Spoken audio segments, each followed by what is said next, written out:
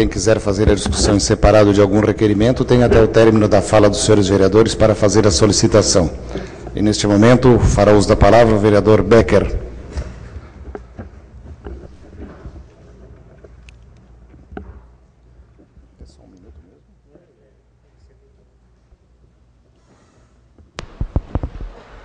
Presidente desta mesa, demais vereadores, plenário que estão aqui no plenário presente, e pelos que estão assistindo através da Câmara de Vereadores, boa tarde.